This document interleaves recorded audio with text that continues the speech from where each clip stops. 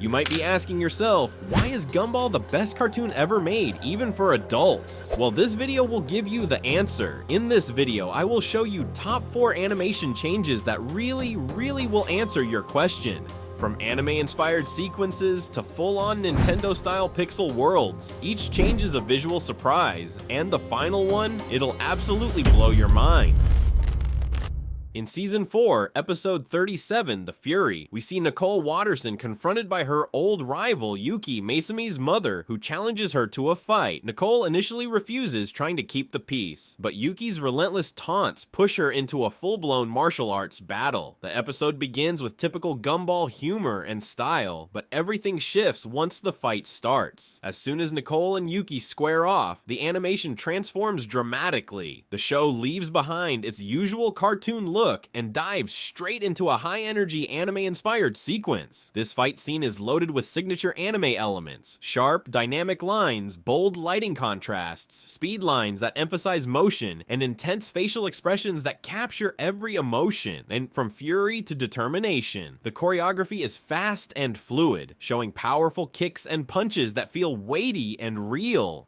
What makes this even more special is that the animation was crafted by Studio 4 Degrees Celsius, a famous Japanese anime studio known for movies like Mind Game. Their work brings authentic anime flair to the episode, making it stand out in the whole series. After the epic showdown, Nicole wins, but the episode leaves a lasting impression thanks to the bold style change. The anime sequence not only makes the fight more exciting, but also highlights Nicole's strength and character growth. The Fury is a perfect example of how the Amazing World of Gumball experiments with animation to deepen storytelling, surprising viewers with fresh visuals while keeping the heart of the show intact. If you think this is all Gumball has to offer, you're wrong. What's coming is weird, and the story behind the animation change is actually pretty creepy.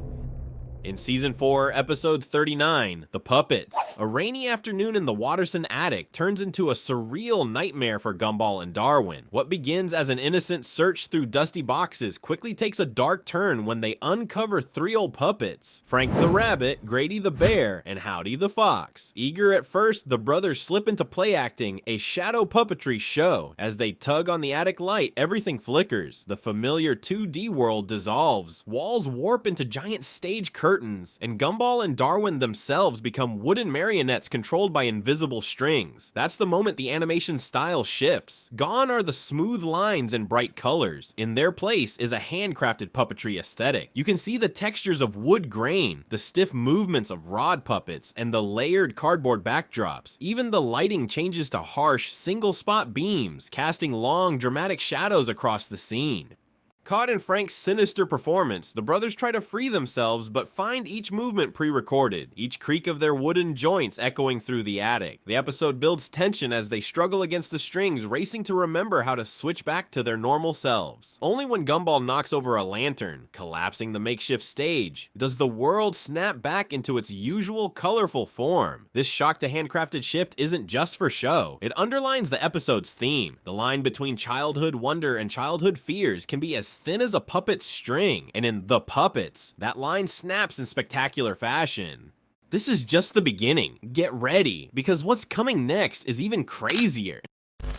In the Amazing World of Gumball Season 5, Episode 18, titled The Console, the Watterson family is transported into a video game world after Gumball activates a mysterious console. This episode is a notable example of the show's ability to shift animation styles to match the narrative, immersing viewers in a video game-inspired universe. This episode begins with Richard gifting Gumball a knockoff video game console called Game Child. Upon starting the game, Inverted Paradox the Enemy Within, Gumball inadvertently transports Elmore into the game's world. The town transforms into a pixelated landscape, and the residents become NPCs with limited dialogue options. Gumball, Darwin, and Aeneas must navigate this new world, battling enemies and completing quests to restore Elmore to its original state. As the characters are drawn into the game, the animation transitions from the show's typical hand-drawn style to a pixelated 8-bit aesthetic reminiscent of classic RPGs. The characters' designs become blocky, and the backgrounds adopt a a simplified, pixelated look. This shift not only reflects the game's influence, but also enhances the storytelling by visually representing the characters new throughout their journey. They encounter various characters and scenarios that parody common RPG tropes. For instance, Gumball names his character MYBUTT, leading to humorous dialogue prompts. The trio faces random encounters, level grinding, and even summon magic, with characters like Banana Joe and Richard providing assistance in battle. The animation style shifts accordingly during these sequences, with battle scenes adopting a more dynamic, action-oriented look. In the end, Gumball and his family manage to defeat the final boss, a manifestation of the console itself, and restore Elmore to its original state. The episode concludes with a humorous twist. Boom or open by my butt! As Gumball starts a new game, eager to achieve 100% completion.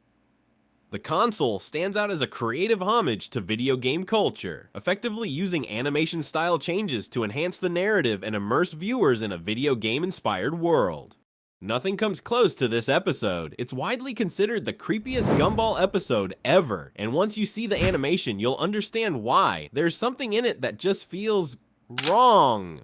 The episode opens with Principal Brown sprinting down the corridor, flustered and mumbling about a school superintendent on the way. Moments later, the auditorium erupts as Superintendent Evil, portrayed by a real human actor, steps in. His chilling speech declares an end to cartoonish conduct, demanding conformity and punishing non-conformity. This is the first moment the series breaks its cartoon barrier and introduces live-action animation. The transformation begins fast and unsettlingly. Students like Terry have their cartoon faces erased. Alan is forced to grow a body. One by one, Gumball and Darwin's classmates, like Masami, Tina, Tobias, and Susie, are rendered as semi-real, human-like versions of themselves. This live-action shift isn't just dramatic, it's horrifying. Horrified by the transformation, Gumball and Darwin flee through a school now filled with live-actor students and real-world textures. It's a surreal panic, a world where their cartoonish freedom is being erased. In Superintendent Evil's office, a starkly live-action set, the boys gather a resistance. They bring their friends back to cartoon form through goofy antics and emotional calls to their original personalities. The shift becomes visual again. Defeated students return to their cartoon styles. Evil tries to fight, but is overpowered and unmasked. It's Rob in disguise. He claims he was trying to save them from the void, turning them human to escape their doomed reality. Before he can explain more, Tina knocks him out.